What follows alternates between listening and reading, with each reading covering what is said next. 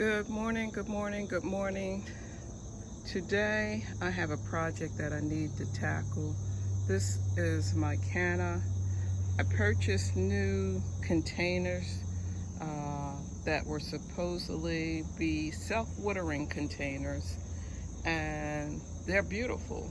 But what I'm finding with the unpredictable weather that we've been having, downpours of rain and tropical storms, that the containers are holding much more water than the plants can actually use. Now the Canna, I will say, is a plant that can tolerate wet feet. So that's not my concern, but my other plant is drowning. So my goal today is to find a happy medium for the plant. And I think with the reservoir in the bottom of the container, at the very bottom, there's a disc. I think halfway up, let's see if I can focus this. I believe if I place a hole about midsection, that's my goal. Drill a hole as an overflow for the container. That will help alleviate some of the water that is pooling in the container.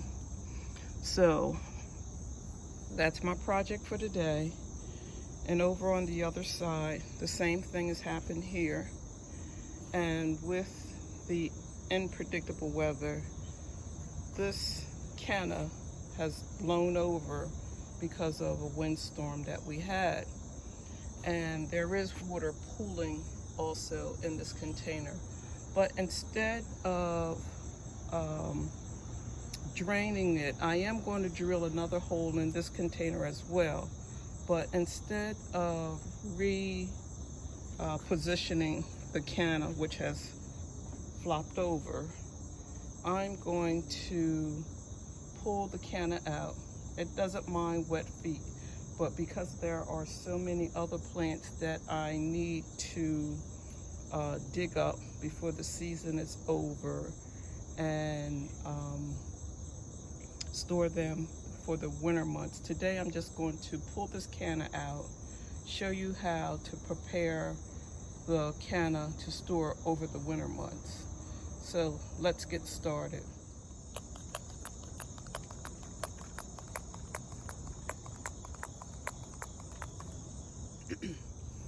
So to avoid creating a mess, I'm going to use my green tray to lift the Canna out, and I'm going to separate it if there's 2 bulbs and cut back all of the leaves, allow the bulb to dry, and store it in my box in my garage during the winter months.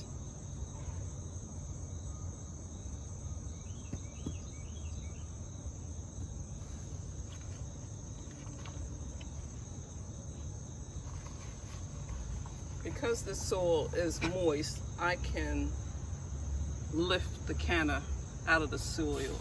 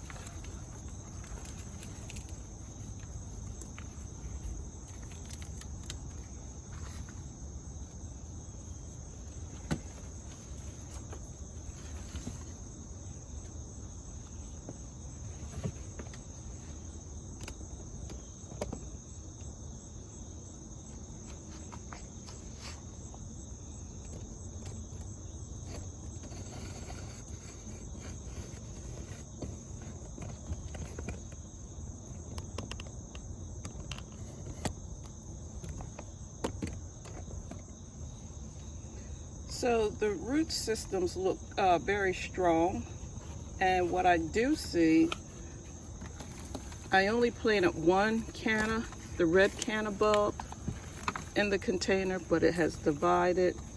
So what I'm going to do is separate, and I'm not for sure if I can pull it apart or not, but I will get my serrated knife and pull and separate the bulbs. Okay, so I have my serrated tool. I'm just going to go in between the two plants and divide them.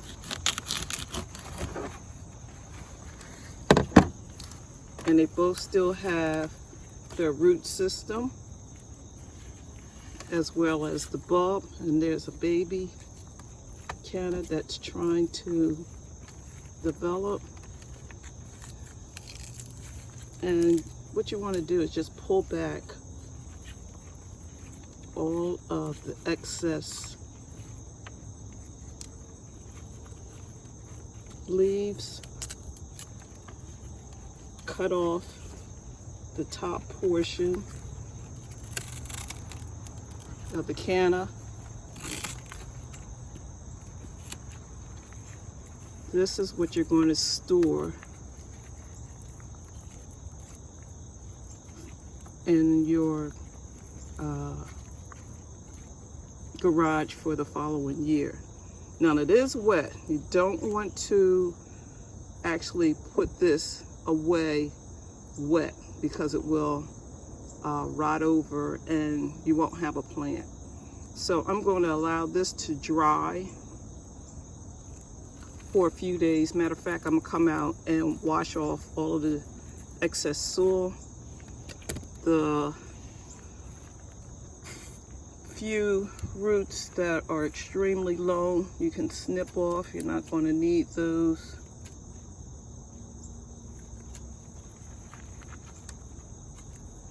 And because we are pretty much still in the 90s every day, I'll just leave these out back.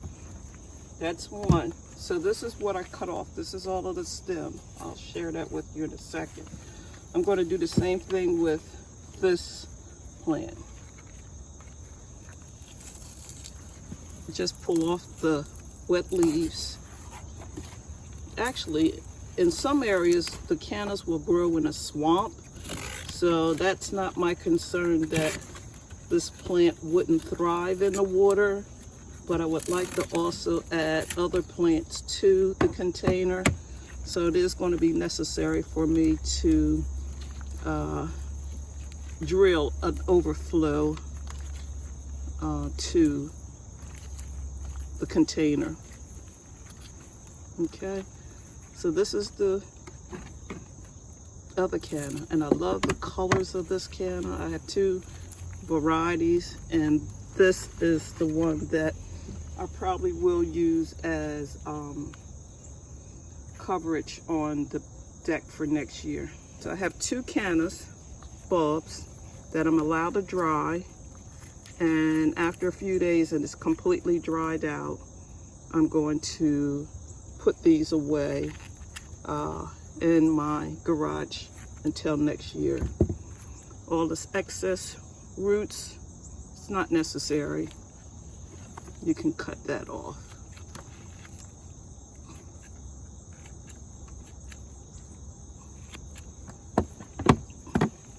And normally what I do is place these in the little brown lunch bags once they're completely dry individually.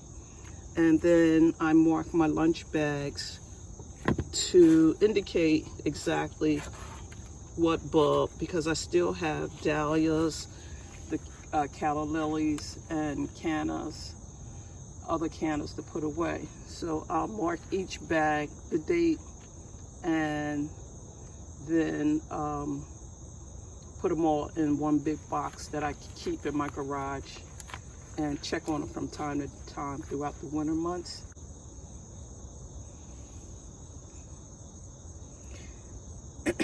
You may ask, so Marge, what about the leaves? What are you going to do with all of the leaves and the foliage? This is all compostable. Just cut your leaves down and manage your compost bin. This is all goods.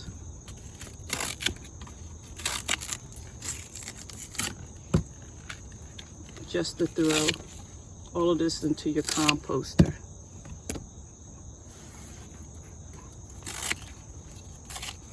Cut down the leaves. All this goes to the compost bin. Does it have to be dried out? Because the leaves are going into the compost bin, you really don't need to let this dry out. This is just a good source to add to your compost bin, your greens, your browns, and of course water. That's also necessary for your composter. So I'm just going to allow this to sit for a few minutes.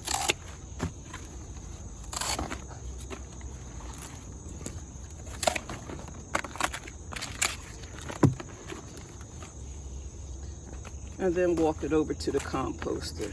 I need to go and get my husband drill to correct the problem that I'm having with my self-watering container. It does need an overflow, considering the shift in the amount of rain that we're really starting to receive in our area. So there you have it. This is my canna. I started off with one canna in the pot, and it actually produced 2 bulbs that are here, and there are also babies that are starting to develop on the canna as well. Thank you for watching my video. Please like, share, and subscribe. And as always, happy gardening.